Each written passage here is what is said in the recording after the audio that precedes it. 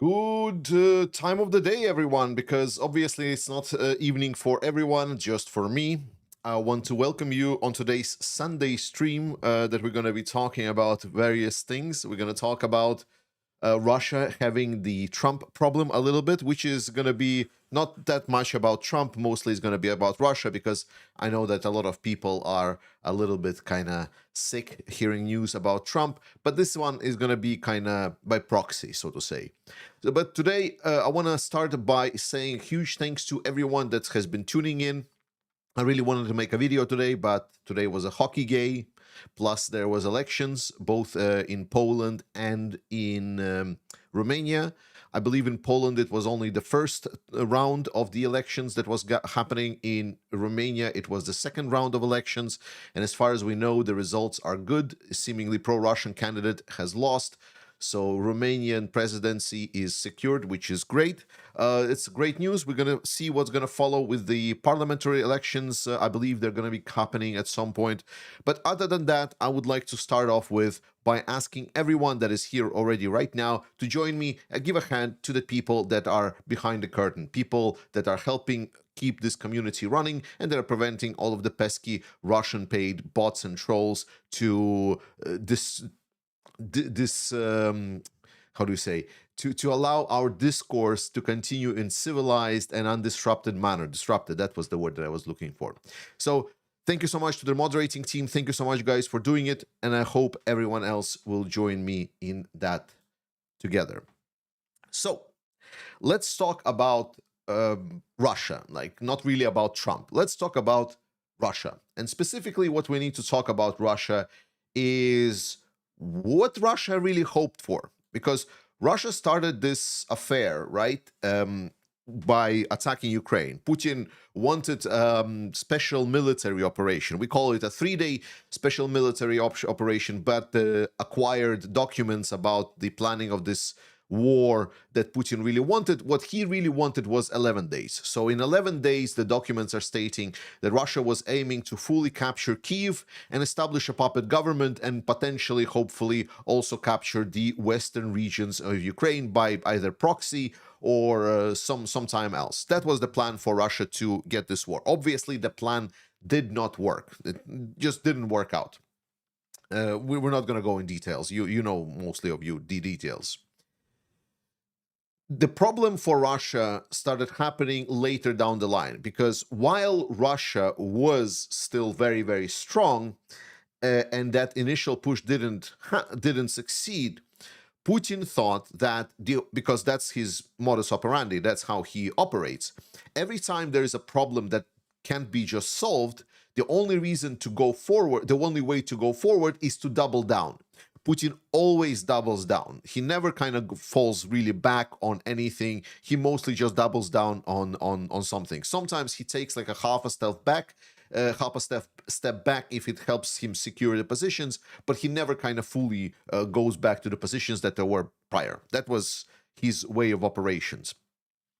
So Russia, after it failed in their initial attempt, they decided, okay, the only reason we failed is because we just didn't have enough forces prepared. We didn't know how we're going to fight Ukraine. Now Ukraine has already kind of secured this first agreement. We tried pressuring them in the Istanbul negotiations, try to see them for the suckers, so Zelenskyy ran away. He didn't. That part of the plan didn't work. Let's just destroy and do basically what we did in Syria. Let's just encircle the cities and pummel them. The issue for Russia happened with the fact that Ukraine mobilized. Because while Russian military, the one that entered Ukraine and then got pushed back, and then they started attacking Ukrainians again, was indeed powerful. They have a lot of relatively modern weapons at that time. The issue was that Ukraine really mobilized, and they had already pretty big amounts of manpower, and they did have some stockpiles of equipment, plus they captured a lot of Russian equipment. Beyond that, Russia started like struggling. They saw that they are advancing. They saw that they are able to push towards like some of the notable settlements in Ukraine, but it always was problematic. Ukrainians literally paid their share in blood intensely. Like a lot of Ukrainian heroes and their veterans died at that time because literally Ukraine threw bodies at the Russian machine and they were able to break that Russian machine. Russia lost the initial war. When they invaded Ukraine, Russia lost the second phase of the war, when Ukraine got a mobilized army and Russia had still the initial army that they just tried to supplement with additional manpower by calling in the reservists and then kind of grind down the Ukrainians. We all know that how it ended. It all ended when Ukraine retook Kherson and when Ukraine did a massive Kharkiv counteroffensive, when the Russian front line just started collapsing. That was the moment when Putin like really felt that the earth is kind of shaking under him, that he is losing balance. That is when he announced for a doubling down, let's mobilize. That was a very dangerous plan for him, but it panned out in the long run. Like, well, not super pan out, but it panned out in a sense that it was possible for them to prevent Ukrainians to fully destroy the Russian army because A, Ukraine just didn't have a lot of weapons, B, allies didn't supply Ukraine weapons. At that moment, allies saw that Ukrainians are retaking the territory, and instead of like sending more weapons to Ukraine to help retake territory, the allies stopped supplying weapons to Ukraine at all. And then the third part was that Russians started pulling a lot of the weapons and personnel from their bases and just started throwing them into the battle with like there is no tomorrow. And that was like when we entered this long grinding war that we are in now. And that war, I think the best description that I've heard so far is that there is literally no kind of winners in the long-term resource war. So when we say that Ukraine is potentially going to win and most likely is going to win this war, the cost of it is already pretty high, right? Because the exhaustion, attrition warfare is just so goddamn costly. The problem is that it's also costly for Russia. And this is where Russian calculations started falling apart. Because for Putin, I think it just doesn't really fall in his worldview that he can lose to Ukraine, right? He just cannot believe it. Like he cannot understand, and he thinks that he can do a lot more because remember, always double down. And he tried doubling down. He really put a lot of effort into putting a lot of manpower on the ground, but then Biden administration also didn't help, that they didn't supply weapons to Ukraine. And Putin already worked enough with the European allies, and it's also like something that has been discussed by Kaya Kallas, that is the typical Russian negotiations tactics, or like generally the tactics of interaction with adversaries, which is if you just continue keeping your demands high, you never give an inch back, and you just continue pressure, and keep your position. At some point, someone on the other side, especially in democracies because they're flawed, they will break and someone will offer you something that you never had before, and then you're going to get it. And for Putin, that moment happened when Donald Trump got elected. That was the window of opportunity because Biden's administration, despite what they were doing was not right, despite I completely disagree with their strategy of approach that we need to drown Russia in the blood of Ukrainians, like just create a Vietnam situation for Russia, where they are entangled in a long, drawn-out conflict that just sucks all of the resource from the country and just basically crumbles the country from the inside, while they wanted to support Ukraine until the end and never let Ukraine win. They never wanted Ukraine to actually win and supply them enough weapons to do so. And that is kind of the awful truth. And I don't agree with that strategy. But that strategy was working. Russia was indeed struggling. And at the end of the year, before the elections happened, I actually stated that the Russian situation is so dire that if just the situation continues on, that we continue these semi-sanctions, that we continue supporting Ukraine with weapons, then it's going to be the death sentence for Russia. And there was a feeling that Russia understood that as well. There were a couple of moments when Putin really looked down on the situation on the ground, and then a couple of times he appeared like drunk on the public, and he started stating things how it is. Then people were noting that in general there was like a doom and gloom in the Russian Federation. So there was like this huge dark cloud of depression and inability to to escape. Like there is no exit, like there is no tomorrow, absolute doomerism. But then Trump happened, and Trump's inauguration presented Putin with an opportunity, because Trump is easy to manipulate for Russia. Putin knows that all too well. He done it before. Trump is volatile, so like he can change his opinion one way or another. And Putin saw this as a great opportunity. And this is how they saw it.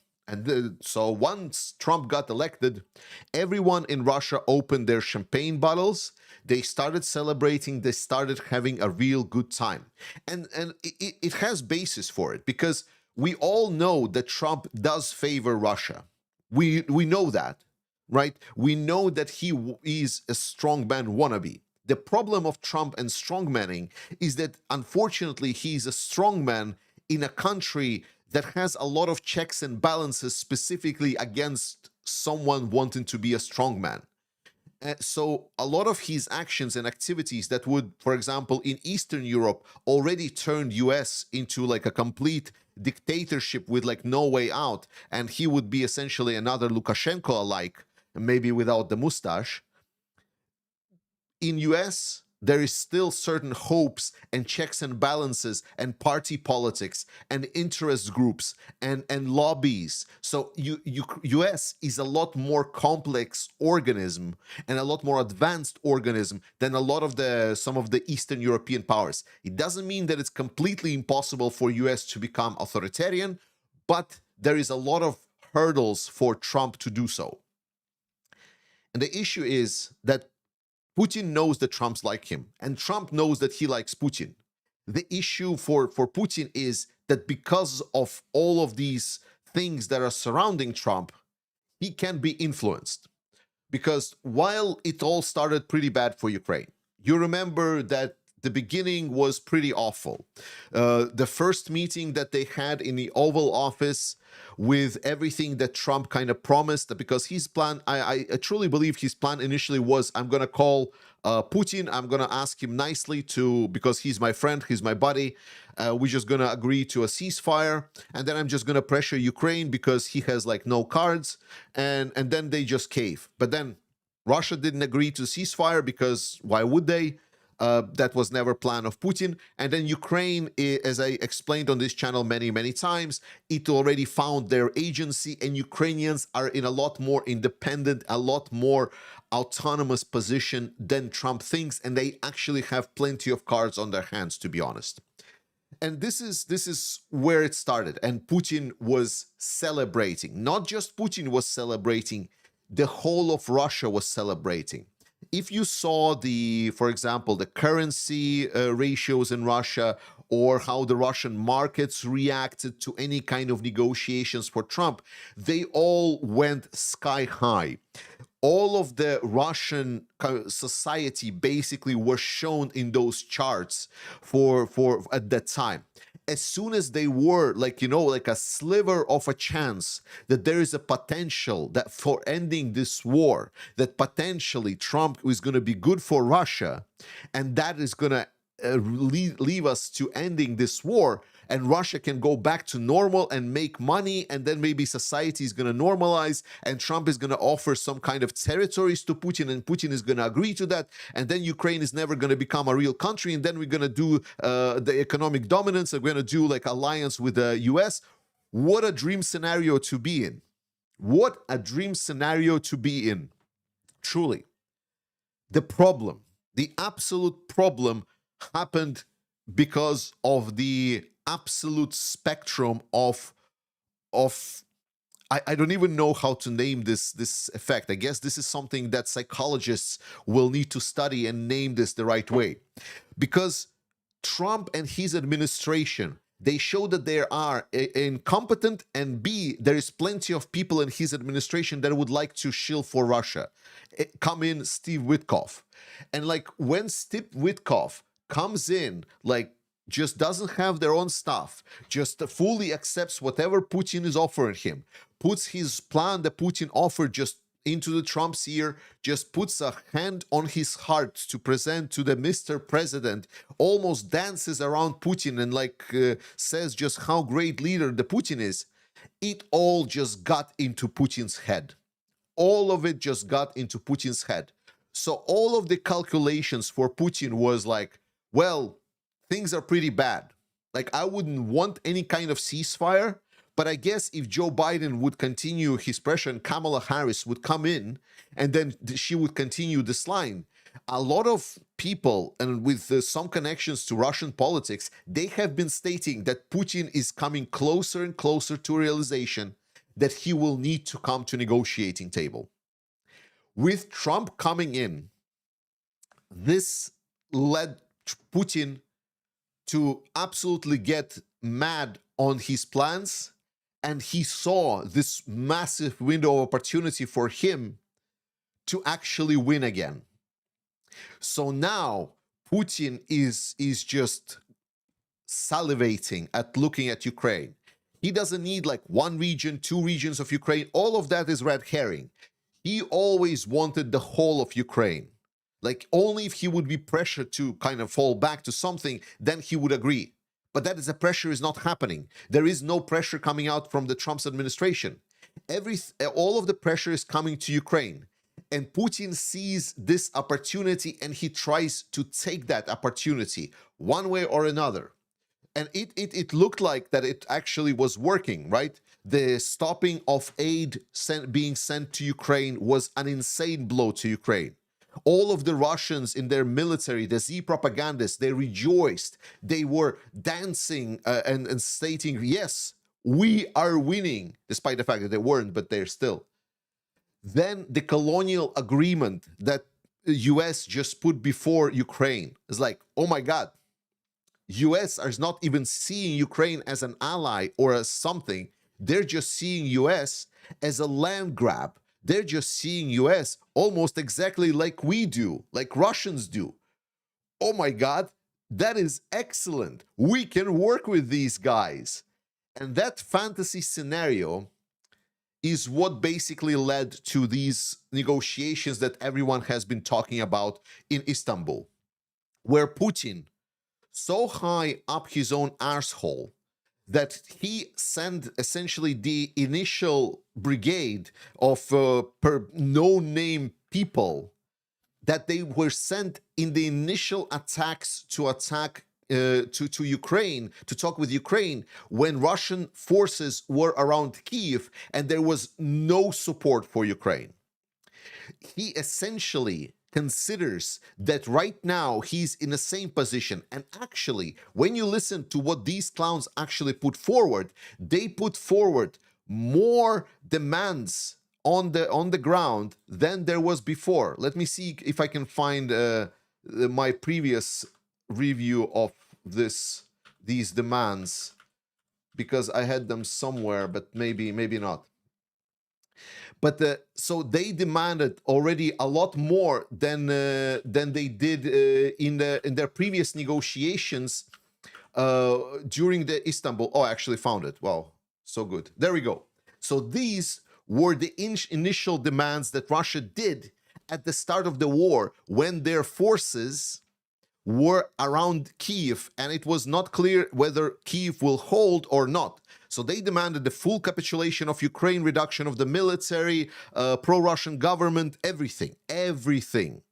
And now they are basically coming back after that time, and they're demanding even more ludicrous than that. They're demanding, they're saying, they're going to put 6 regions now because of Kharkiv and Sumy. We demand like everything that you own. You are absolutely like our puppet state, everything. The problem of that is that during this time, this would suggest that Russia over the last 3 years kind of got into the strongest position, but it didn't. The position that Russia now finds itself in is weaker. In the military sense, like let's talk about land grab sense in the first military. In land grab sense, Russia captured of notable settlements Bakhmut and Avdiivka. That's about it. Bakhmut, a city I believe of 70,000 pre-war, and Avdiivka about 30,000 pre-war. They've lost Kherson. Kherson is a population of 275,000 that was liberated by Ukraine. Russians lost major swaths of land around north and around east as well. Even Luhansk region, like Russia says, we're going to control 4 regions of Ukraine. And they say, there is the regions, like if you can see on this map, the region lines, here it is. So this one, the most controlled is Luhansk, this region, right over here, sorry. Right over here. But the problem is that there is like 99%, so there is like still couple percentage of the region that Russia still doesn't control. And they haven't been controlling this part of the region for already 3 years. Like they were not able to capture the last 5% of the region for already 3 years. And they did advance. The problem is majority of the Russian advances are in like dead zones. As I said, the only notable settlements were Bakhmut and maybe and Avdiivka, which is somewhere over here. But now there is city of Pokrovsk, which is probably closest, but it's not even close yet to capturing. And it's not even clear how Russia will capture it, because a much smaller settlement at this point, like a city of Toretsk, they're still struggling. Almost a year they are in Toretsk since they entered, almost a year. And during that year, during that period of capture, Russia went through almost completely through their stockpiles of the Soviet equipment. Soviet Union, the world's second superpower, was stockpiling ammunition, weapons, tanks, everything to fight the rest of the world. And they were stockpiling it for over 50 years. Russia burned through all of those stockpiles within a couple of years, and the only thing they were able to get is actually a settlement for 70,000, a settlement for 30,000, a lot of non-named villages, some fields, and tree lines. That's it. In the meantime, losing like the only regional center that they captured, and huge territories in the north and in the east. You can see them in green. All of that was lost by Russia. It is pathetic. It is pathetic where the Russian military is and how little they actually have achieved during this time. Militarily, there is no solutions for Russia. Militarily, Russia cannot capture Ukraine. They are struggling. Their casualty count is coming to about 1 million. Russia has been stating, we can fight for as long as we want. Like we can fight, like we fought the year, like our Peter the Great fought Sweden, 21-year war. But he doesn't mention that at the time, Swedish population was about 10 times less than Russian. He doesn't talk about the 21-year war that they basically needed to scrap and basically get metal from churches to try to make cannons. To make cannons from church equipment because they were lacking on literal weapons. It is saying that for Russia, that 21-year period was painless is not stating anything. So while this no-name guy, Medinsky, is able to talk big about the 21-year war, he doesn't talk about the fact that every single Russian on the front line is already ready to basically go and die and kill himself because they're struggling so much. Because the way that they're fighting, they're just grinding through everything. And they're stating that mobilization is not really going to help. If they even try to put more manpower, they're already struggling with equipment. What are they expecting to just beat Ukraine on motorcycles? That is how Russia wants to fight. Ukraine is not having it easy. This war is costing Ukraine a lot of pain, a lot of suffering, a lot of resources are being spent here.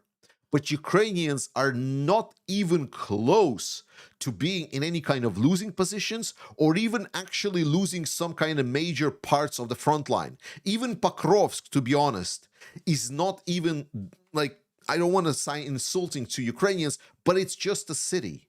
It's just one city of many that Russia would need to go through because the goal is the protection of Ukraine. And in that sense, long term, Russia is losing bigly because even the Western media has noted something. They noted that Russia has been eating itself dry, that while Putin was sitting on a nice fat pile of money from the super profits during the fat years when everyone wanted to trade with Russia, now they are dry. Now they still have options to get the money. There is the Russian central bank reserves. There is the ability to, that they're discussing right now, to tax additionally the companies. They're calling it like, and you're going to love this, they're calling it the tax on previous year super profits. So they're going to tax companies for the profits that companies did in previous years. So that's the tax that they're considering introducing. They can cut the social programs, but none of those things are painless.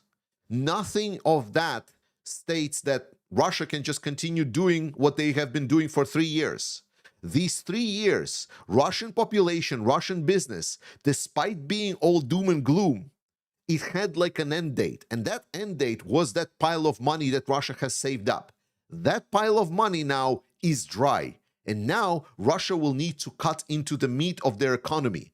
So they will feel the pain. And the problem for Russia is that they think that they're doing fine. Because Putin saw the opportunity that Trump is so favorable to him, instead of coming to some kind of end, taking some kind of off-ramp for them to have like a benefit somehow, like maybe take a couple of territories, pressure Ukraine to recognize Crimea, stuff like that. But Putin sent no names and he is demanding that Ukraine basically capitulates. There's going to be a talk between Trump and Putin. And after that, Trump is going to be basically spouting Putin quotes for about a month until there's going to be more people that he's going to be interacting with, and then the new information going to come in. He is like that. We already see that. But what the Ukrainians have realized during this time is what I started this whole speech with, which is Trump is not alone. Now, Trump is a wild animal. He is like biting everything that he can touch. He is like jumping all over directions. He's ready to betray closest friends, rip any agreement apart, everything. And that is true. But what Ukrainians and Europeans have realized is that because US is a complex system, there is a lot of moving parts. So why don't we try to wrangle that mad animal? Now, nothing is given because Trump, I don't think it's going to be easy to wrangle him and put him in the right direction. But maybe, just maybe, if we can work around Trump, if we can kind of talk with his surroundings, talks with people that he's talking to, and get them on board towards direction that is more favorable to us, then maybe, just maybe, that wild animal is going to start biting the people that would start biting a hand that belongs to Putin, so to say. Because this picture of President Zelenskyy now nicely chatting, smiling, and just having a good old time with Trump's administration should instill fear in everyone. Because this is Ukrainian strategy. This is their diplomacy. And they are outplaying Russia 10-0. And that is why, because Putin saw the Trump that is so favorable, by enacting these sanctions, not the sanctions, but tariffs to the rest of the world, Trump, because he's such a wild animal, he actually impacted a lot of Russian economy by that, unwillingly. He didn't want to even put pressure on Russia. But that impacted oil prices, which impacted Russia. This is what basically is right now happening.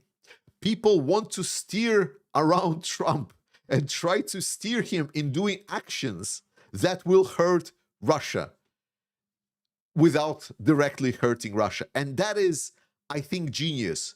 So right now, Putin and Russia has a major Trump problem because they look at Trump and think he's favorable, but the problem is that is he actually steering the full ship?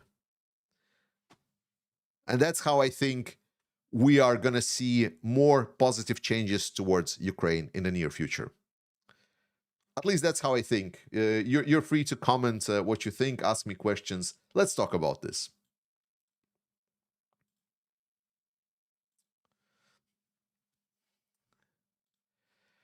All right.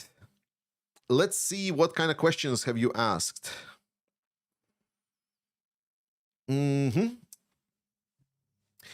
Myroku is asking, Georgis, is the Mango Menace going to broker the biggest deal tomorrow? No.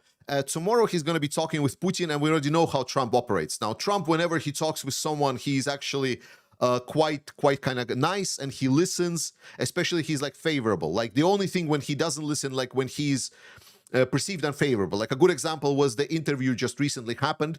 Now Trump right now is on a top high, like because he finally got a little bit of a victory. He went into the Middle East tour and he got some deals closed, and that is like a big victory for him. So when Putin's gonna come up, he's gonna state that I congratulate you, Donald, with all of this massive deals that you did. You're doing so great for America, and that's it. Trump is now smooth as butter. He's ready to listen to Putin. So then Putin is going to start telling him how he's actually the best guy and how Ukraine is actually wrong.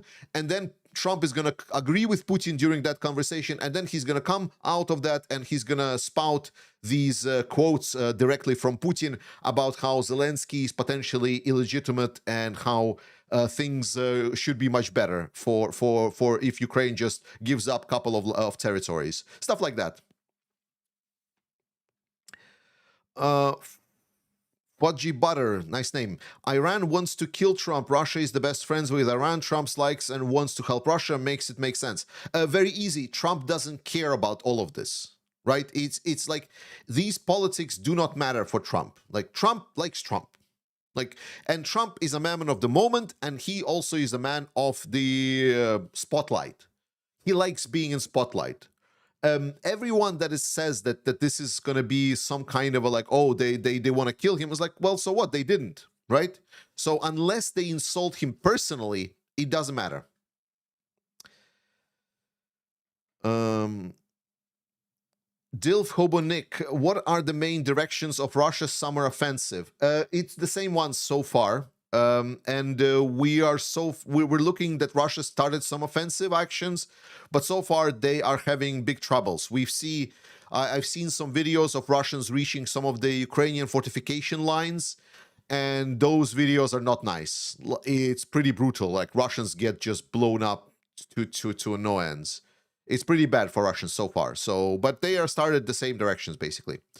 Their tactics don't change. They don't have, like, Russians don't have right now the tactics of operational reserves. The same that I said beforehand, like, right, Russia is a pretend state, right? They need the pretend. They need to show that they're winning. Right now, Putin is like, well, let's see that we are super winning in these coming conversations with Trump. We need to show that Ukraine is losing ground. So let's just attack with everything that we have. But Russia is already exhausted. Despite they regrouping so far, they are strategically, they don't have the solution for drones. They just do not have it. So it is right now, Russians are going to be slowly advancing, taking some settlements, some villages, while losing massive amounts of people and equipment. Putin, Cornelis Zandbergen, Putin says, we recruit 60,000 a month, Ukraine 30,000, so he accidentally admits his army can can get a dominance ratio of 3-1 needed for the offensive and basic military doctrine. Do you agree? What to expect? Firstly, Russia is not recruiting 60,000. If you believe Putin, why don't you believe that Ukrainian military has lost 600 planes, or that Russia has killed already like 2 million Ukrainians, or 700 HIMARS systems they have lost? So you cannot listen to Putin, believe what he says, and then compare it to something. Like, the guy just lies whenever his mouth moves. So stop listening to Putin. That's my first advice to you. Secondly, the 3-1 ratio is true, but we're in a completely different warfare. And there is no proper ratios right now for the current warfare because it's a drone warfare.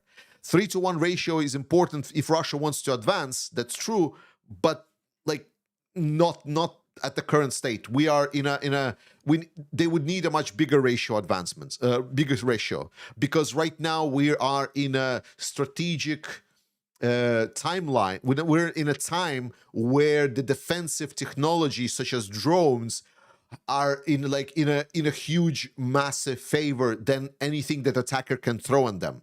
So they would need much more than 3-1 advantage.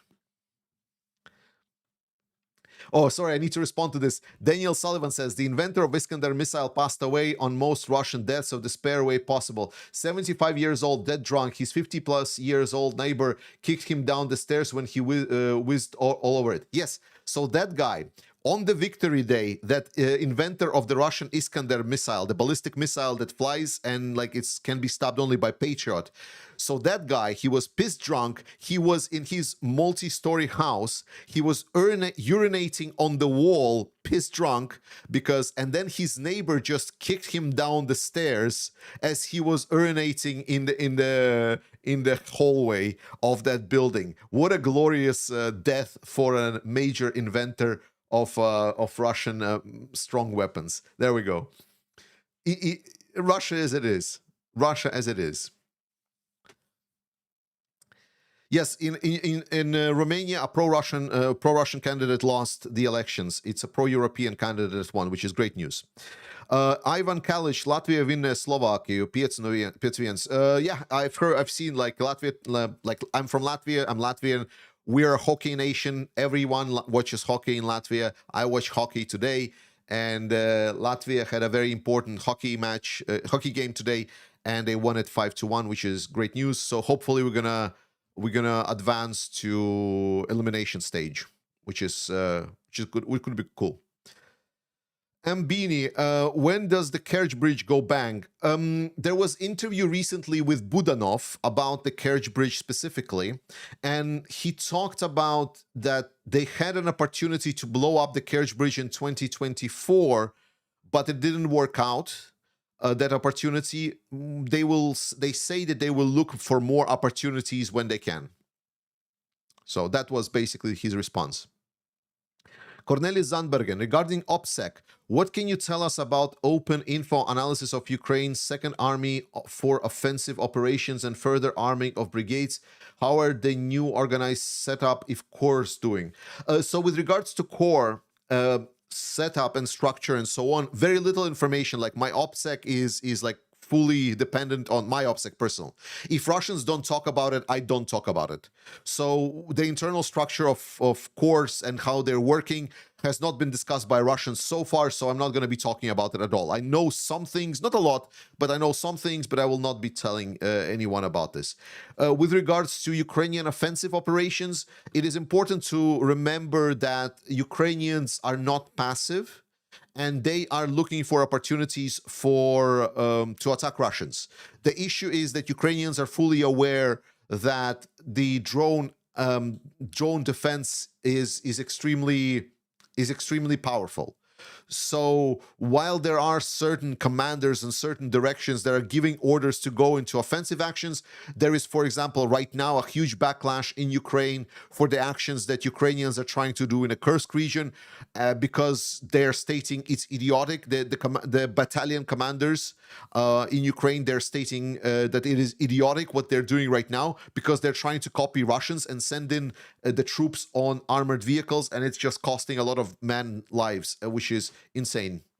So it's untrue. Da-da-da. Rose Blue, can Ukraine stand until 2026 alone? Well, first, the Ukrainian is not alone. There's still Europeans that are picking up a lot of slack. We saw major victories of pro-European, pro-Ukraine parties in Europe. So I think until 2028, there is not going to be like a massive election that's going to shift Europe anywhere. And Europe is also working to supply Ukraine more and more. And more importantly, they finally started adopting something that they call Danish model, which is investing into Ukrainian production in Ukraine, which is going to multiply the effect of that help that they're doing many times over. Because, for example, Ukrainians can make a 155 millimeter artillery shell for about $1,500. Whereas if you make that shell inside of Europe, you are paying $8,000. So you see the difference. Boy's Body Mechanic. Is it true that the Russian people are protesting in the streets? No, lol. What? When? It's like, maybe they're protesting that they're not killing Ukrainians hard enough. It's like bullshit. Like, I'm calling bullshit. I haven't Googled, but like, Russia protests. I don't believe you. I don't believe you.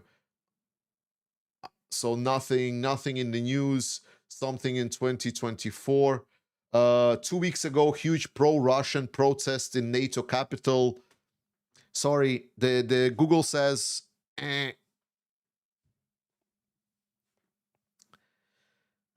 Not happening. Good evening from Kyiv, Georgia. How likely is it for Europe to wake up this year and provide big funding for Ukraine to effectively scale military procurement, drones, RT armor to win this properly? So not happening. I already mentioned that Europeans became a lot more reasonable with investing into Ukrainian production. That is going to be big help. They are also increasing their military budgets, and they're also agreeing to supply a lot of stuff to Ukraine. Like a great example is, for example, France. They are, all of their produced Caesar artillery systems are going to be sent to Ukraine. Italy stating that they're going to send 400 M113s to Ukraine. So I cannot state that they're going to scale up to the level that Ukraine is going to win, but Ukraine is not definitely going to run out of ammunition and bullets. So it's not going to become worse, let's put it this way. But first and foremost, Ukrainians need to rely on yourself. Like you must first and foremost rely on yourself. Allies will help a little bit, but you first and foremost need to rely on yourself. Lisbeth Mölgard, how are you sure that the American institutions can actually, the open corruption is off the scale and nothing seems to happen? So that's important. It's not that they can fully guide it, right? It's more about the vibes and profits, right? For example, if there is like a gun lobby that suddenly becomes very close with Trump and so on, then it would be nice if Ukrainians have good relationship with the gun lobby and they would be able to offer the gun lobby something so they can lobby on behalf of Ukraine, right? So things like this. So essentially, to substitute the Russian agents around Trump with Ukrainian agents, so to say, and European agents. Russell Whiskey, if Pope Leo the 14 visits Kyiv, would Putin launch munitions there? Absolutely. Jason Redler, like, Putin is the most anti-Christianity man there is. It's crazy how much he did to destroy Christianity. Jensen Redler, does Russia produce enough Ladas to keep up with losses in Ukraine, or just taking them out of the junkyards and reproducing them? They are producing Ladas, and I can tell you even more, Jason. So, recent news about Russia. So, Russia is turning in a lot of, and this is kind of coming to my first initial speech, Russia is turning more and more Soviet-like, even involuntarily, because they want to keep pretending that their economy is doing good. So what happened is Russian market has been doing pretty bad. After the European and American producers of the automakers went out of Russia, the local automakers took over their factories, such as Lada, which is Avtovaz. And Avtovaz, Lada, a producer, they tried to make production and substitute vehicles for the Russian market. The problem is that the vehicles that they're making are crap and they're also expensive. And when the Europeans left, Chinese came in. And Russia now wants to impose massive tariffs on Chinese cars coming into Russia, and they also want to accept the law that will state that all of our taxi services provided in Russia need to be provided by cars that are produced in Russia, Russian produced cars like Ladas. So they are basically creating state-run economy in the car industry already. And I mean, it's Soviet. Like, this is the Soviet centrally run essentially economy, and we already know that it's not like the issues of that. So Russia is doing incredible in their slow but steady turn to shittier version of the Soviet Union. Like, you know, for example, like one of the major economic reasons why the Soviet Union collapsed. The reason being the race for GDP, because GDP was such an important measure, and so the answer is yes, they produce Ladas. Yes, the answer is yes, they produce Ladas because the government says produce Ladas, not because Ladas producer can actually produce Ladas cost efficiently. So the Soviet Union was producing and were so entangled into this GDP race that they started focusing a lot on what makes GDP go up. And they were starting to make factories that are producing equipment that allows them to make more factories. So GDP is just a number that measures the production output of the country. But it doesn't state like, what are you producing? Like, is this an economic good? Is this like a consumer good? Is something that, like, does it have something great? But like, making factory equipment is pretty good because then you can make more factories and more factories produce more factories. Great. But in a large sense, for the larger society, it's nothing. It's just like it's a nothing burger because you're making something to make something else even more. And that is like just empty GDP. And that was a big issue because when the consumer goods just run out, they're like, wow, why don't you have this factory equipment?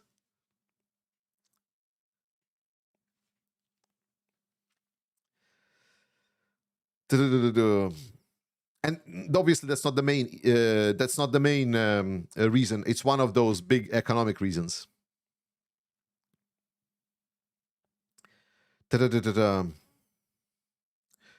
Neil Badger, we will probably find the weaker Russia gets, the more they will try to protect strengths, such as the Russian mindset. Correct.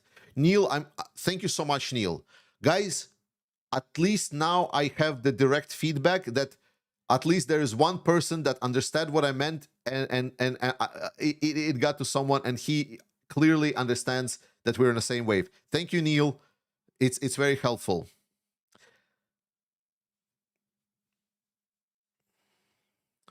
The Russians also had the Polish-Lithuanian Commonwealth as allies in the 21-year war. Actually, yeah, true. Again, not a historian, don't know that much about the 21-year war, but Russia lost plenty of wars over its time. Thinking that Russia is like some kind of unbeatable end boss is not true. Lisa Mitchell, do you think the EU will slap the new package of sanctions on Russia, the sanctions that were supposed to go into effect last Monday? Yes, it's been already stated that the vote on them will happen on Tuesday. Rocket question, will Putin send his double to negotiate? No. Victor Eriksson, would the Taurus missiles be a game changer for Ukraine? What other kinds of aid does Ukraine need? Taurus missile will not be a game changer for Ukraine. There is no weapon that is going to be game changer. The Taurus missile, the only argument that I ever made why Taurus missile was not sent to Ukraine was about the mindset. by not sending missiles or anything else, and we are clearly stating it and so on, we are creating red lines, imaginary barriers. We're fighting windmills with ourselves, our own internal ghosts. We need to support Ukraine with whatever it needs, as much as it needs, because it's the army that can crush Russia and eliminate that problem forever. So everything that Ukraine needs must be supplied. The fact that we're not doing it is annoying, but that's what it is. But the fact that we would also draw some kind of stupid red lines for ourselves is just infuriating. Bonzo, do you think Russia will burn through their non-armored vehicles that they're using now that they have been in the armored vehicles? No. No, they will not run through this. There's plenty of ways for them to get the non-armored vehicles. It's fine. Young Sam, fellow Latvian here. Chance of Russia attacking Baltics in 2-3 years if somehow US with their brown-nosing Russia gets to some ceasefire like in Georgia. Yeah, about if there is like a ceasefire, Russia gets, for example, Crimea gets 4 regions, the chances of Russia attacking the Baltics in 2 to 3 years are very high. I would say over 60% for sure. And I guess this is guesstimate, but I would not be surprised if that happens. Also, my promise open, everyone knows that if Russia attacks Latvia, I will go and either enlist or participate somehow directly working with the military. So that's my promise, and that's my agreement with my wife as well. I'm not fit for military service, but I think Latvia will need any hands-on that they can get. Cole bro, I know this might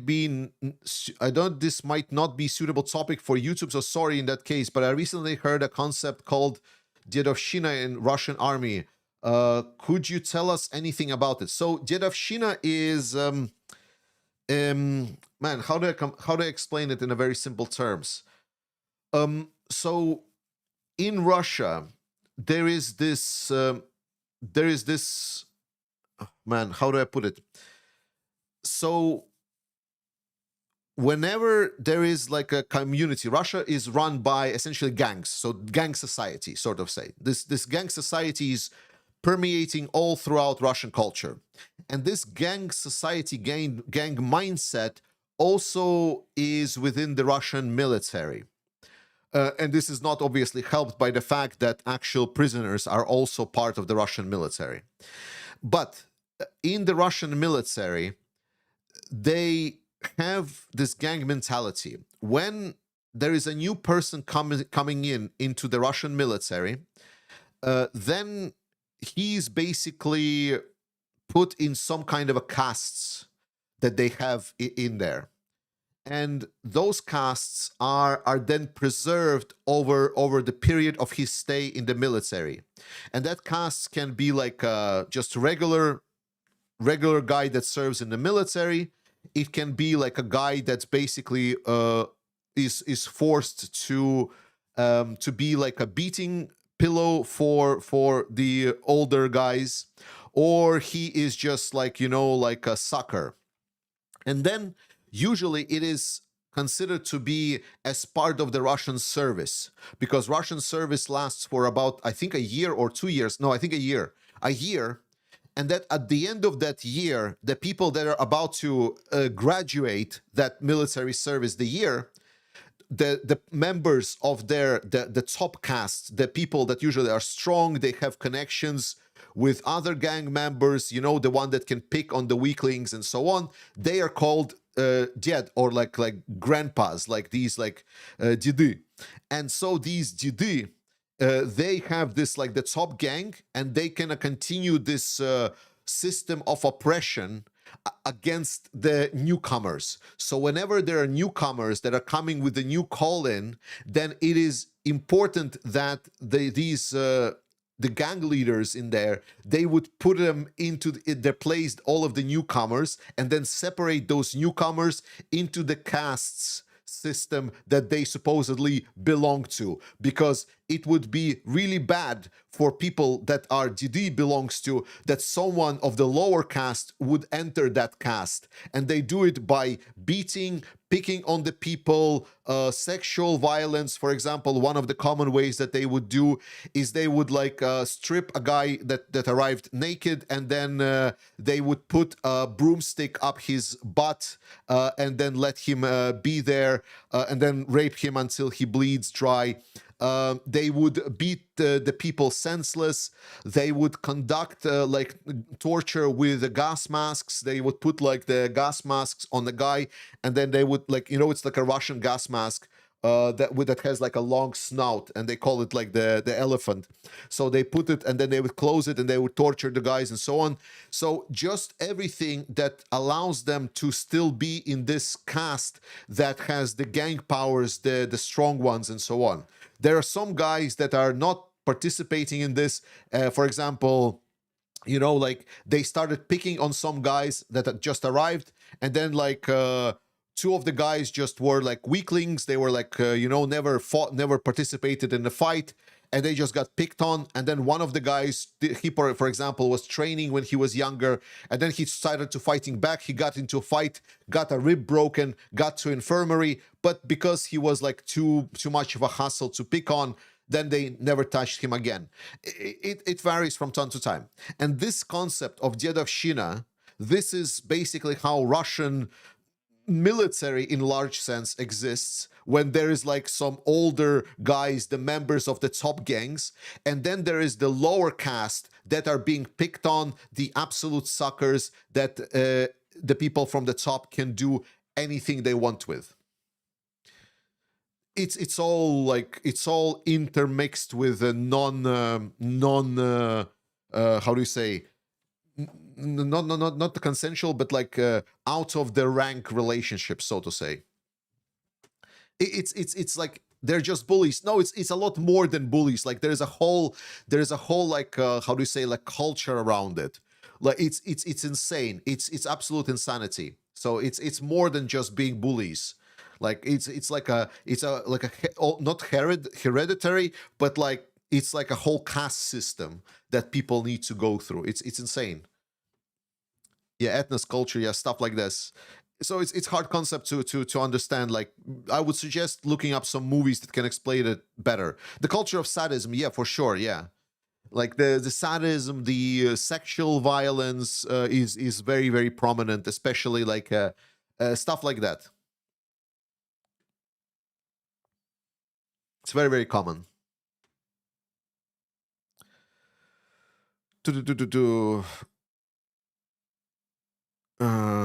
Hi, can I talk about new tactic and technology?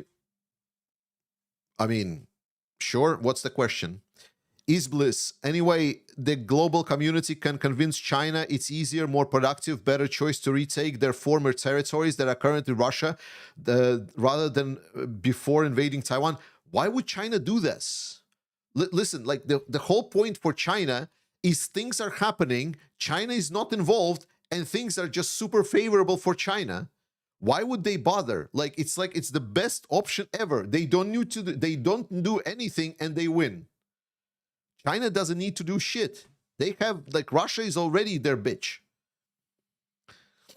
Benjamin says, Ukraine needs to boost the front lines. One unit has 1,500 Colombians waiting to fight, but not the resources to get them there. Potential reason for a fundraiser.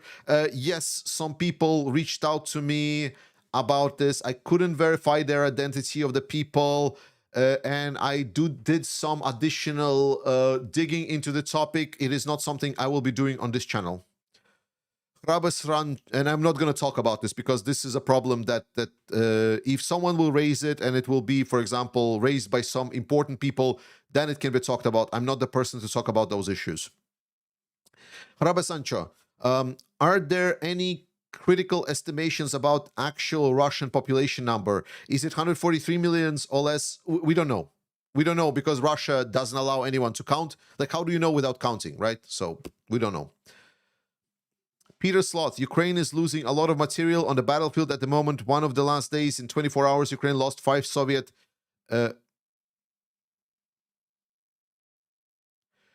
Okay, I call... Okay, Okay, so my confusion here, guys. You were here. So it's like the guy says, in the last 24 hours, Ukraine lost, and I'm going to read it how it is. 5 Soviet 4-113 IFVs, plus a lot of other important stuff. I don't know what is a 5 Soviet 4-113s.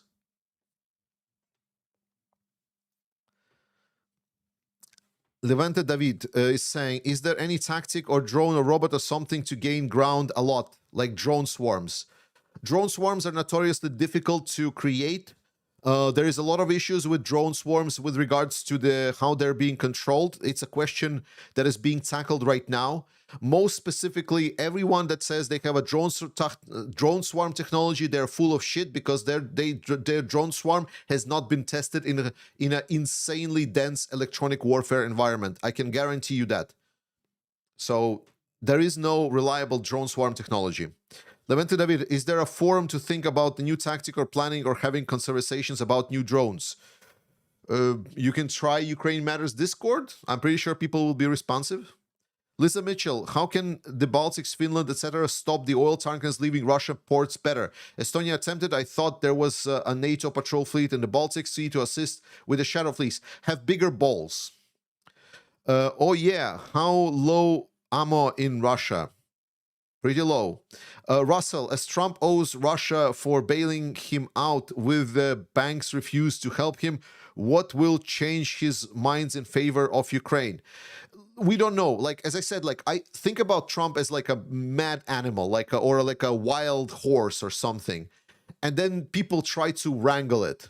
You know, it's like, will that horse will ever be fully domesticated? Most probably not.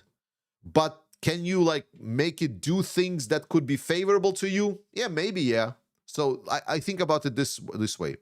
Levante David, hi, is Ukraine need money? Is Ukraine need money or new tactic and new drone types? More drones, more types, more new tactics. Everything is needed. Probably tactics, no. Like, don't come with tactic advice to Ukraine. They know better. Like, they're very, very smart people that are working on the front lines in Ukraine. They know better tactics. New drones, yes. New drone types, probably yes as well. Just don't ask for money. Just bring something working. Devrim Korkmaz, where is NATO? Is it any use? There is use, but not in the way that we're expecting it to be used. NATO is used as a platform for cooperation with people that are willing. All right, let's read some of the super chats and fun funding. Thank you so much, guys. As you know, like, this is now my primary job, so I appreciate all of the people that are sending money, donations. Buy me a coffee, which is the best way. It's like it takes the least percentage. But most importantly, guys, every time you think that you should give me some money, while I do appreciate it, I would advise you first and foremost to consider sending that money to Ukraine and supporting any of the Ukrainian fundraiser. I am having still YouTube as a platform that is sending me money, and my suggestion would be either buy something in the shop that you would like, and then I will get some money. I will send some money to Ukraine. Everyone is a winner. But I appreciate obviously anyone that is supporting me. This is helping me sustain this life. Taiste Luka Kunna. Thank you so much for being a member for 25 months. I still mispronounce your name all the time. Slava Ukraini, and hello all Ukraine. Appreciate it, man. Ibak M, member. Thank you so much for being a member for 27 months. Thanks, mods. And Georgie, Slava Ukraini, Heroem Slava, my friend. Blaze Gamer, thank you so much for £5. Thanks, mods, community, and host. Appreciate it. Thank you so much for giving a shout out to mods. Appreciate it. Richard Bennett sent 5 Ukraine gift memberships. Thank you so much for 5 memberships. Russell, thank you so much for £10. Slava Ukraini, Heroem Slava, my friend. Yvonne, thank you so much. Yvonne Vey, thank you so much for being a member for 25 months. Appreciate it so much. All right, let's continue with the questions. What is your take on the incident on the Baltic Sea with the Russian jet during a check on the Russian tanker? Is Russia that desperate due to sanctions? Yeah, I mean, like, the whole incident is basically the lack of balls. Like, because Estonians just didn't probably have a support from the NATO allies, and they didn't decide to board the ship, despite the fact that I think they had the full right. It's just the lack of balls. We're talking the lack of political will, lack of balls, so unfortunately. Estonia just didn't want to act in a way that would essentially provoke any kind of conflict with Russians, and that is very, very sad, because the more we don't act like we have the strength, we have the power, the more piss Russia is going to take at us, the weaker we're going to come, and the more by that they are bringing like something like invasion of Estonia more likely. Oh yeah, says, does getting rid of Trump disarm Trump? Maybe. Very philosophical statement. Rikaishi, are Ukrainian drone makers getting enough parts? There are reports that China was cutting off supplies using the tariffs chaos as an excuse. So there are certain parts that are just not important. Okay, let's put it this way. Majority of drone parts Ukrainians are able to produce themselves in quantities large enough for full-scale development. There are a couple of drone parts, and I can talk about them because it's a public knowledge in people in the area. Everyone knows that, which is magnets and cameras. Those two things, there is no cost-efficient way to get those outside China. Like, whenever you're trying to order, like, for example, like a camera from China, and then you ask how much, they say, like, we're going to deliver it to you for, like, I don't know, like $20. And then you're like, oh, foo, yeah, but it's a Chinese camera. I should probably get a local one. And then you ask a local European producers, and they said, like, oh, sure, we have this camera. It can match your requirements, but it's going to be like $90. You're like, you know, this is the level where we're at. So there needs to be a cost-efficient solution for magnets and cameras. And so far, there isn't one. Old smartphones do not work because it's not a scalable solution. How do you scale that production? How do you output? How do you maintain the quality control for it? How can you supply hundreds and thousands of those things? Millions. It's a difficult problem to solve. VT Hautamaki, would it be a good idea to lease Ukraine some nukes at deterrence right now? I would imagine it happening the same way as it happens in Europe, with France leasing a few nukes to the other European nations. No, not right now, because nukes are not a solution. The same way that nukes are not a solution for Russia, right? Whenever people says Russia nukes, the thought process usually is like this, that Russia uses nukes, ... Russia wins. That's the thought process of people that are stating Russia has nukes, therefore Russia wins. That is not the case. That is not the case. Oh, Jake, guys, Jake Bro in the chat. Hey, Jake, congratulations on your recent birthday, I hope. But yes, the point is, if Ukraine gets nukes right now, what Ukraine is supposed to do with them? Like, what is the answer? Like, just like, let's unpack this ... Because what you said is basically, Ukraine gets nukes ...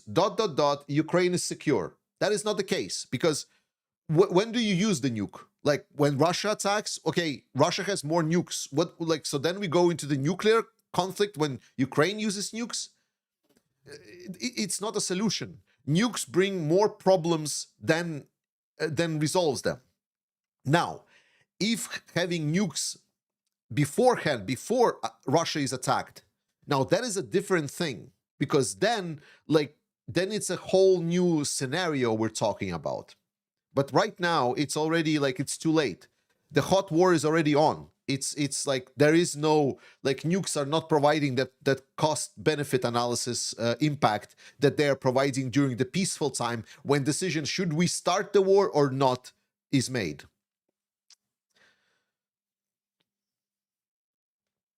Are there any specific magnets? Yeah, they need specific magnets, especially for the motors. The magnets that are bent, those are pretty rare. And China gets magnets produced using a very dirty technology. And that very dirty technology also allows them to keep the magnets to be very cheap.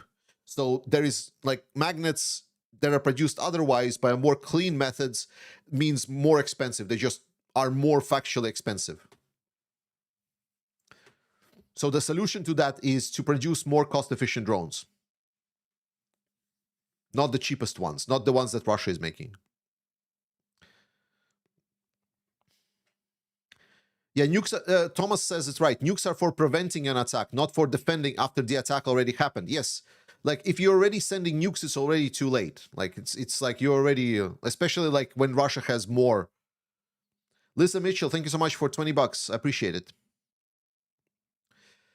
Okay, let's continue on.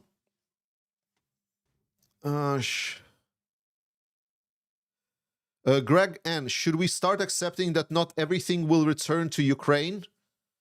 I'm not sure what you mean here, because this is more complex question. Does Ukraine, with the current level of support, have the ability to get all their land back? Most likely not. Most likely not. What needs to happen is for Ukraine to get more stockpiles of weapons, and more importantly, come up with a solution to the drone problem. So Russia and Ukraine are now very fast equalizing because Russia run through their benefits of stockpiles and everything else. Right now, Russia is very fast approaching the moment that their activity on the front line will be fully sustained by their output. And the output of Russia compared to output of Ukraine plus the Europeans that are now chipping in is going to be lower. So Ukraine will start accumulating an advantage over Russia. The problem is the same that Russia is having, that even if you have a little bit of advantage, right now the drones are just too strong. Like they are insanely strong defensive weapon. So solution for those drones as a defensive weapon needs to be found before Ukraine, that could save up a lot of resources, can retake that land back. That is just facts. Like that's on the ground. Will Ukraine not ever get territory back? That is a completely different question. That is a completely different question. There's been many precedents on the fact that returning of territory, like diplomatic wave or militarily diplomatic, because we need to understand that Russian military is fighting because the current regime is fighting. The disruption of Russian economy, the instability within the country, will start creating forces that will force Russia into instability. Let's say there is then after that two options. Option number one, that there is some kind of a ceasefire that Trump wants, and then there is an agreement and Russia just gets to keep this land, and then there's diplomatic pressure on Russia, and then potentially maybe Putin dies at some day, and then there is a window of opportunity for Ukraine to return some or majority or maybe even all of the land. That is one option. Second option, Putin does not agree to any kind of ceasefire, which we're going to right now, and then the instability just keeps accumulating in Russia, and then it's just like boom. Because remember, the dictatorships never kind of slowly decline. They almost always just explode and get tumbled. And whenever there is like a major instability in Russia, at that moment, maintaining a battle capable, like a 1 million man force, which is a huge issue when you have internal issues, then again, we will have a window of opportunity for Ukraine to retake a lot of land, if not all of the land. So answering to me as stating is like, Ukraine is already lost and never going to get back the land. I think you're neglecting a lot of the different possibilities, the way that it can go. Because we're not close to ceasefire, we're not close to peace, we're not yet close to any of these outcomes. If you think we are, well, firstly, I have a bridge to sell you. Secondly, you're probably going to believe that Russia is recruiting 60,000 men and have destroyed 700 aircrafts of Ukraine.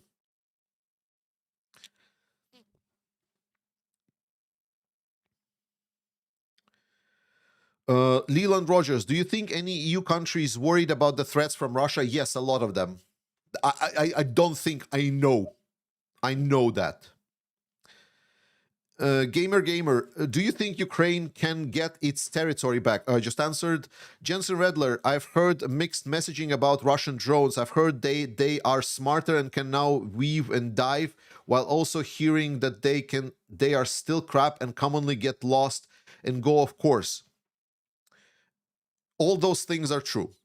Like, there is a lot of variability in Russian technology, when it's used, how it's used, by whom it's used.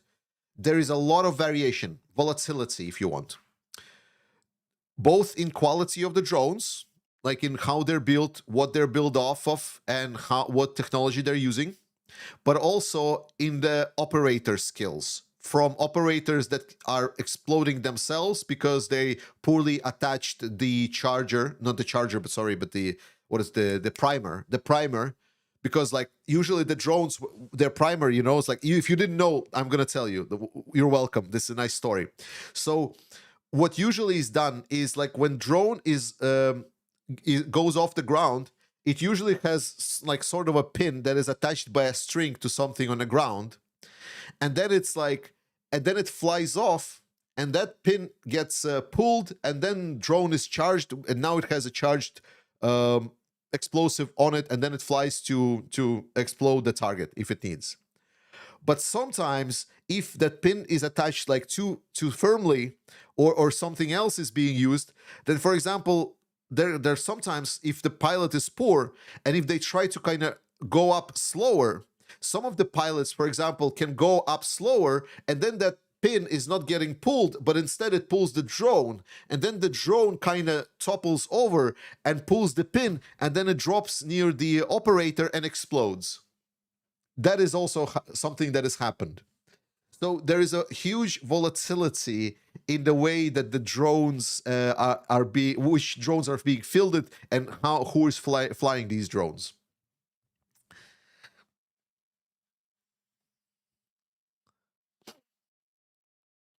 Are they building a factory for CV90 in Ukraine?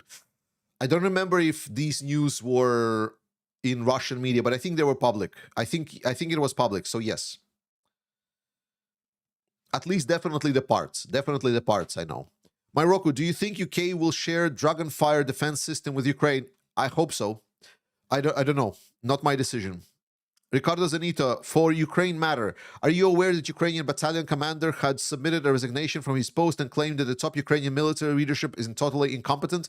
That is not what he said. He didn't say there was totally incompetent. And yes, I know about this.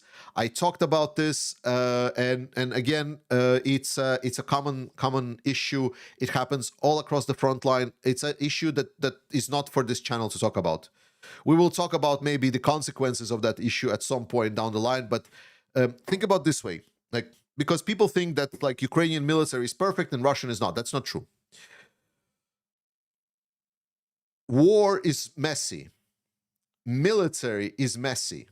The problem of that is that having like a dumb commander in a peacetime means you have an idiot CO. If you're in a total war and you have an idiot CO, then your whole unit is dead. And being idiot proof is hard. So when there is a claim that, for example, there was a commander on this direction and he gave stupid orders, and then people says like, the whole Ukrainian leadership is incompetent, you're contradicting yourself. Because you cannot say in one voice Ukrainian leadership is incompetent, and on the same side we get one of the most battle-capable militaries that are able to destroy like over 50 years of equipment within 3 years, while sustaining minimal losses in territory and potentially even manpower. Those two things do not fit together. You cannot say Ukrainian commanders are incompetent and then they perform a Kursk operation that none of us knew about, and they just like capture it, and they capture it with like little force, and then they maintain, attract a lot of Russian forces, and then nothing happens. The problem is it just does not align. It does not align. Are there idiots? Are there greedy people? Are there liars? Are there just people that just want to get a promotion and get the fuck out? Are there traitors? Yes. The answer is yes. Yes, yes, yes, and yes. Militaries are awful, disgustingly bad organisms. But that is what it is. In a war that is happening, like if it would be a peer-to-peer war, then it's not going to be like a whose army is perfect and whose is not perfect. It's going to be who's going to fuck up the least. That's about it. That's about Russia and Ukraine. Ukrainians are fucking up least, much, much least. But it doesn't mean that everything is good. For sure not.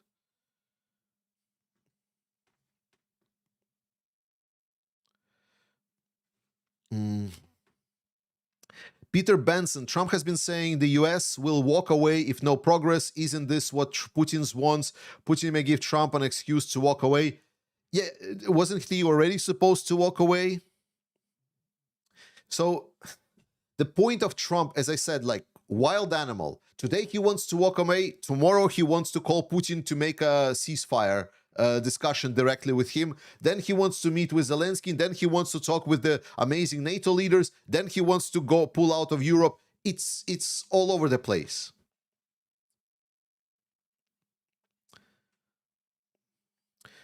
Deriveri, I heard that several Russian military recruiters are now charged with stealing contract soldiers' benefits. Do you think that Russian soldiers has a limit on what they can endure and eventually uprise? No, not from what I saw. Like it's insane. So the recent video, and I cannot show you this. I cannot show you this. Like in no world I can show you this. We have a Discord with a not safe for work channel. You can potentially find that video there. But like there was 2 Russian soldiers that I believe they tried to desert in Russian. So the commander put them into the pit, dressed them naked, and he said, now you must fight to the death. If not, I kill you both. If one of you survive, the one that survives like continues service in the Russian military and gets to fight another day. And I'm not making this up. There's a fucking video of it where one guy kills another. Insane. This is the Russian military. So after seeing that, and to be honest, like I've seen already plenty before, but it's like it's impossible to consider that Russians are gonna do anything. Cucks. Yeah, absolute barbaric. Absolutely barbaric.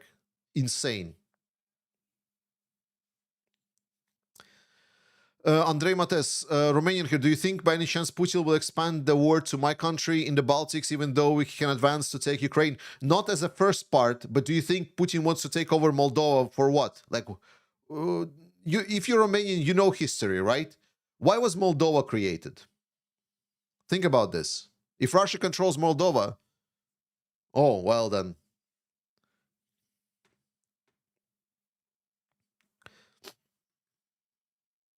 What do Ukrainians think about donations to United 24? Are they well spent?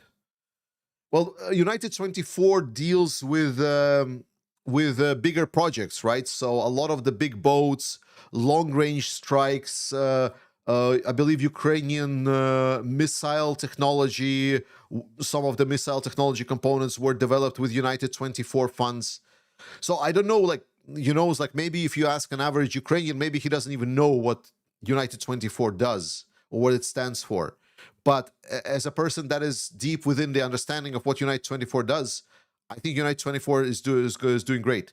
Is Ukraine gonna win? Good question. I think this war has been extremely costly. So even if the best case scenario happens, like, for example, Russia tomorrow withdraws its troops completely, agrees to pay reparations, Putin's abdicates his throne, and like that scenario happens tomorrow, I think it's already going to be a very much a Pyrrhic victory, because like so much has been lost. So if you accept that, then yes, then Ukraine definitely can win. I've talked about scenarios for this. But will it be like a victory? No. Archia, what do Ukrainians think about donations to... Okay, just read this. Fundraising are still going quite strong. I'll collaborate with one of them actively and contribute financially with a ton of offers. How much are they giving in terms of extra help, in your opinion? I'm not sure what you're asking about. Sorry, I forgot. I lost the context. Maybe you asked me something before. I lost the context. Kellen Dunn, is there evidence of more Chinese ad systems in Russia? China is selling directly to Russia like North Korea. I would not be surprised, but I haven't seen additional proof. Only I've seen claims on this. We're waiting for the proof. Colbro, I heard that Ukraine recently got 3 AWACS donated from Sweden. Do we know if they're in place in Ukraine yet? And could they be a strategic game changer since airborne radar is so effective? Not game changer. It will help, like, for example, I mean, I think they're already in play, right? You know what? You know how I know? Because Ukraine said that there was like a big attack just recently. There was an attack of 270 plus drones. And Ukrainian general staff reported that over 120 of those aerial targets were supposedly like imitation drone dummies that were just, you know, like decoys. Analyzing whether a thing is a decoy or not, that sounds like something a flying aviation plane could help a lot with. Don't you think? So if that thing is really flying and helping provide Ukraine with more information on targets in the air, then it's great. But also you need to remember that it was relatively short range plane. I believe it was like 150 or 200 kilometers, something like this. Or 450, sorry. I don't remember. Like, if someone remembers, like, how what's the range of these planes, can you please write it in chat, just so I know.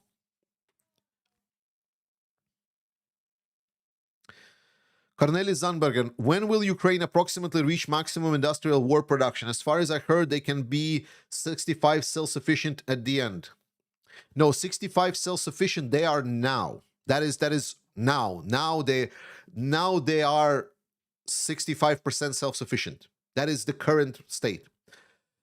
Ukrainian production capabilities at this moment, without getting like new factories built and whatever, which are being built, by the way, without being built new factories and so on, Ukrainian industry is loaded for about 40%, 35 to 40% load capacity is there for Ukrainian production. That is why, for example, investing in Ukrainian orders, like making orders into Ukrainian producers, is so cost efficient, because Ukrainian producers still have untapped reserves production capabilities. So Ukraine can produce a lot more just by the fact that they can double, more than double their output with the capacity they have already. But with the factories that are built additionally in Ukraine, they're going to be able to output much, much more.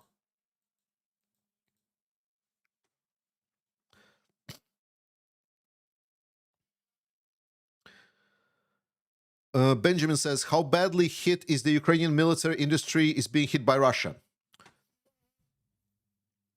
It's a difficult question. I'll explain to you why. Because there is no like one entity that is Ukrainian military industry, right? It's a distributed network of producers all across the country.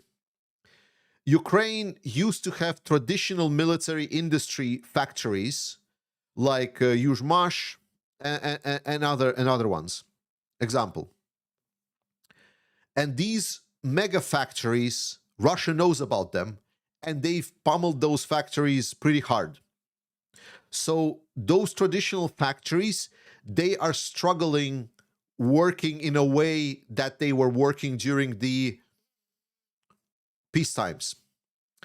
However, during the last 3 years, there has been a huge boost in the Ukrainian industry that is adapted to the new age. Ukrainian Ministry of Defense, Rustem Umerov, when he came in, he said that they are going to be investing into the industry specifically based on the, like, what is it, kill per dollar ratios, essentially how many Russians they can destroy per the bang for the buck, essentially, ratio.